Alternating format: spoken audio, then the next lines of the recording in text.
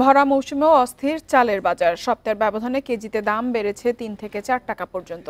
এদিকে নতুন বছরে খাদ্য মন্ত্রণালয়ের বরাদ্দ না আসায় টিসিবির চাল বিক্রিও বন্ধ আছে। এতে ভোগান্তিতে পড়েছেন স্বল্প আয়ের মানুষ। বাণিজ্য উপদেষ্টার দাবি, দেশে চালের কোনো সংকট নেই। ব্যবসায়ীদের মজুতদারির দাম বাড়াচ্ছে বলে দাবি। চাল আমদানির উদ্যোগের কথা জানান তিনি। রাজধানীর বাজারে চালের সরবরাহ পর্যাপ্ত, কেনা যাচ্ছে চাহিদা অনুযায়ী, তবে দাম বাড়তি। বাজারে ৫৭ টাকার নিচে মিলছে না মোটা চাল, আর সরু চালের দাম ৭২ টাকার ওপরে। টিসিবির হিসাবে মাত্র ৭ দিনে মোটা চালের দাম বেড়েছে প্রায় ৭%। টিসিবির ট্রাক থেকে কিছুটা কম দামে চাল কেনা যেত, তবে নতুন বছরে বরাদ্দ না আসায় চাল বিক্রি বন্ধ করেছে সংস্থাটি। এতে সংকটে পড়েছে সীমিত আয়ের মানুষ। চাল বন্ধ করে দেন, তাহলে আমাদের ক্ষতি হইব, আমাদের গরিবের বাড়িতে কিনতে হলে তো রেট বেশি দিয়ে কিনতে হইব, ফ্যামিলি তো কষ্ট হবে। বর্তমানে আমনের ভরা মৌসুম চলছে, বাজারে চালের কোনো ঘাটতি নেই, তাই চালের মূল্য বৃদ্ধি অযৌক্তিক বলছেন বাণিজ্য উপদেষ্টা।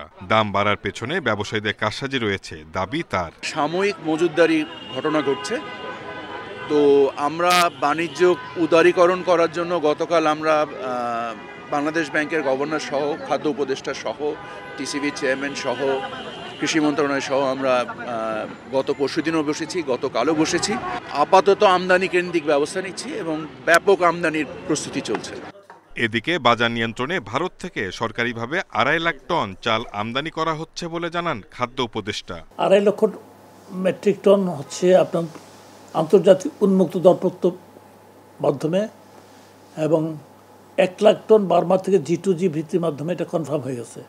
আর ৫০,০০০ টন পাকিস্তান থেকে আমাদের আলোচনা কনক্লুড হয়েছে।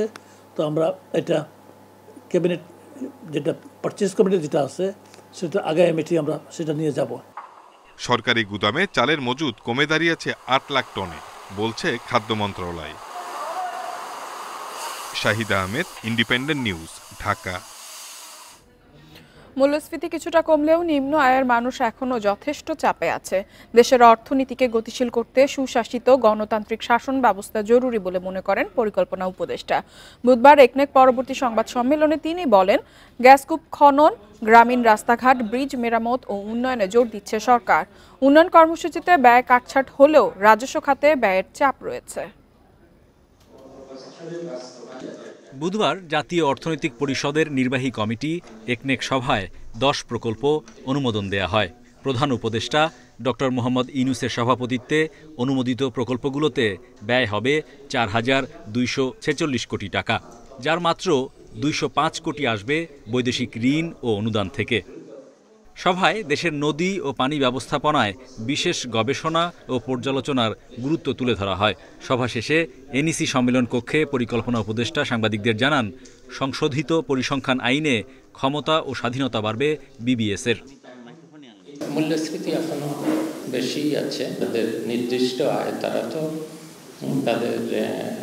তাদের কষ্ট হয়ই, কিন্তু আমরা যারা একদম দিন মজুরি করে তাদের কথা অনেক সময় চিন্তা করি না। তো তাদের ঠিক অত খারাপ অবস্থা না হলেও কিছুটা হলেও তাদের উপরও চাপ পড়ছে। সংবাদ সম্মেলনে উপদেষ্টা বলেন, অর্থ বছরের প্রথম প্রান্তিকে জিডিপি সংকোচনের শঙ্কা থাকলেও তা হয়নি। প্রবৃদ্ধি হয়েছে ১.৮%। তবে তরুণ জনগোষ্ঠীর সুবিধা কাজে লাগাতে তাদের লেখাপড়া ও প্রশিক্ষণ জরুরি, যা জুলাই আন্দোলনের সময়ে ক্ষতিগ্রস্ত হয়েছে। আশা করি যে একটা সুশাসিত গণতান্ত্রিক শাসন ব্যবস্থায় যদি উত্তরণ ঘটে, তাহলে আমরা এই ডেমোগ্রাফিক ডিভিডেন্ডের এই ক্ষতি পুষিয়ে নিতে পারবো এবং বাংলাদেশের যে সম্ভাবনা সেটা বাস্তবায়ন সম্ভব হবে। সভায় ২টি গ্যাসকূপ খননের প্রকল্প অনুমোদন পায়। ভবিষ্যতেও স্থানীয় গ্যাস উত্তোলনে গুরুত্ব দেয়া হবে বলে জানান উপদেষ্টা। তিনি বলেন, ৫০ বছর পর স্বাধীনতার প্রকৃত ইতিহাস উঠে এসেছে পাঠ্যপুস্তকে। মাধ্যমিক শিক্ষকদের বদলির কোনো ব্যবস্থাই ছিল না, যেটা কেন্দ্রীয়। Hari Saha, independent news, Dhaka. আওয়ামী লীগ সরকারের মতো অন্তর্বর্তী সরকারও আলোচনা না করে জ্বালানির দাম বাড়াচ্ছে বলে অভিযোগ করেছেন ব্যবসায়ী নেতারা।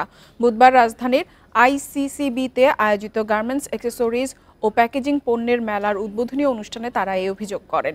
এ সময় বাণিজ্য উপদেষ্টা শেখ বশিরউদ্দিন বলেন, বিগত সরকারের অনিয়মের খেসারত হিসেবে বাড়াতে হচ্ছে গ্যাস বিদ্যুতের দাম ও করের বোঝা। গ্যাস সংকটে দীর্ঘদিন ধরে ব্যাহত হচ্ছে উৎপাদন, ক্ষতিগ্রস্ত হচ্ছে বিনিয়োগ। এর মধ্যেই নতুন শিল্প সংযোগের ক্ষেত্রে গ্যাসের দাম প্রতি ইউনিট ৭৫ টাকার বেশি প্রস্তাব করেছে পেট্রোবাংলা। পোশাক খাতের সহায়ক শিল্পী হিসেবে গড়ে ওঠা গার্মেন্টস অ্যাক্সেসরিজ ও প্যাকেজিং পণ্যের প্রদর্শনীর উদ্বোধন অনুষ্ঠানে ব্যবসায়ীরা বলেন, ২০৩০ সালে পোশাক শিল্পে $১০০ বিলিয়ন রপ্তানির লক্ষ্য ঠিক করেছে বাংলাদেশ। তবে হুটহাট গ্যাস ও বিদ্যুতের দাম বৃদ্ধির কারণে ক্ষতিগ্রস্ত হচ্ছে শিল্প।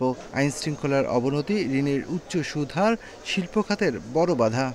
গত ১৫ বছর সরকার যখন কোনো সিদ্ধান্ত নেয় আমাদের সাথে ডায়ালগ করে না। আমরা হচ্ছি সবচেয়ে বড় পাওয়ার প্ল্যান্টের স্টেক হোল্ডার, নিজেরা পাওয়ার প্রোডাকশন করি। আমাদের সাথে পাওয়ার প্ল্যান্টের বা গ্যাস প্রাইসের কোনো ডায়ালগই করে না। এই সরকারও তো করে না, তাইলে আর এই সরকার ওই সরকারের মধ্যে তফাৎটা কি? এলডিসি গ্রাজুয়েশনে যাওয়াটা আমার মনে হয় যে আমাদের অন্তত আমাদের দিক থেকে আমরা যেটা ফিল করতেছি যে কোনোভাবেই এটা ভালো হবে না, এটা আত্মঘাতী একটা সিদ্ধান্ত হবে। এ সময় বাণিজ্য উপদেষ্টা বলেন, গেল সরকারের দুর্নীতি ও অনিয়মের বোঝা টানতে হচ্ছে দেশের জনগণকে। নবায়নযোগ্য জ্বালানিতে ব্যবসায়ীদের বিনিয়োগ বাড়ানোর আহ্বান তার। যারা পাচার করেছে, যারা এই অন্যায়গুলো করেছে, এই সাগর পরিমাণ যে অন্যায় করেছে, আজকে আমাদের সকলকে এর ভার বইতে হচ্ছে। কারণ আমরা যদি ভার না বই তাহলে আমাদের অর্থনীতি আরও বেশি খাদের মধ্যে পড়বে। গার্মেন্টস অ্যাক্সেসরিজ ও প্যাকেজিং পণ্যের মেলা চলবে ১১ জানুয়ারি পর্যন্ত। মেলায় দেশি বিদেশি ২৫টি দেশের ৫০০ প্রতিষ্ঠান অংশ নিয়েছে। Shafil Alam Sujan, independent news, Dhaka. রাজুকের প্লট পেতে সাবেক প্রধানমন্ত্রী শেখ হাসিনার বিরুদ্ধে ক্ষমতার অপব্যবহারের প্রমাণ পেয়েছে দুদক। দুপুরে সেগুনবাগিচায় সাংবাদিকদের প্রশ্নের জবাবে এমন তথ্য দেন দুদক মহাপরিচালক আক্তার হোসেন। তিনি আরও জানান, শেখ হাসিনার প্লট বরাদ্দে অনিয়মের প্রমাণসহ রাজুকের ফাইল দুদকের হাতে। আরও তথ্য চেয়ে গৃহায়ন ও গণপূর্ত মন্ত্রণালয় এবং প্রধান উপদেষ্টার কার্যালয়ে চিঠি দেয়া হয়েছে। এদিকে নিয়োগে অনিয়মের অভিযোগে ঢাকা ওয়াসার সাবেক চেয়ারম্যান মোহাম্মদ হাবিবুর রহমান ও সাবেক এমডি তাকসিম এ খান সহ 10 জনের বিরুদ্ধে মামলা করেছে দুদক। বিধি না মেনে নিজেদের পছন্দে 2 জন ব্যক্তিকে নিয়োগের অভিযোগ আনা হয়েছে। তাদের বিরুদ্ধে ক্ষমতার অপব্যবহারেরও অভিযোগ রয়েছে। মামলাটি করেছে দুদকের উপপরিচালক সৈয়দ নজরুল ইসলাম।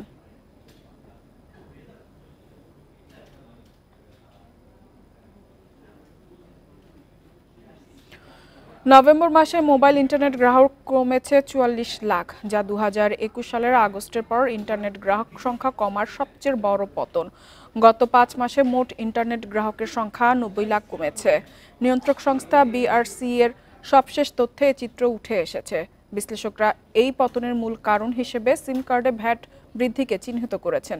জুলাই মাসে সিম কার্ডে ভ্যাট 50 ভাগ বেড়ে 200 টাকা থেকে 300 টাকায় পৌঁছায়। এদিকে বর্তমান সরকার আবারও মুঠোফোনে কর বাড়ানোর চিন্তা করছে।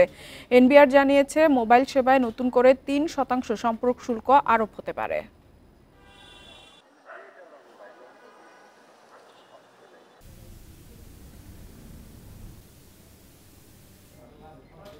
ফুটওয়্যার ব্র্যান্ড ওয়াকারুর বাংলাদেশের ব্র্যান্ড অ্যাম্বাসেডর হয়েছেন অভিনেতা আরাফান নিশো।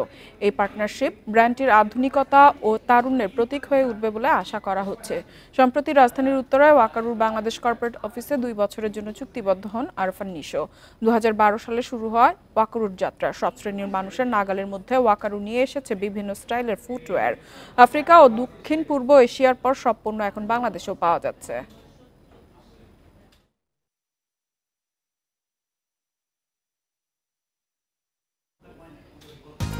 আর এই ছিল অর্থনীতি সারাদিনের আজকের আয়োজনে। আমন্ত্রণ আমাদের পরবর্তী সংবাদ।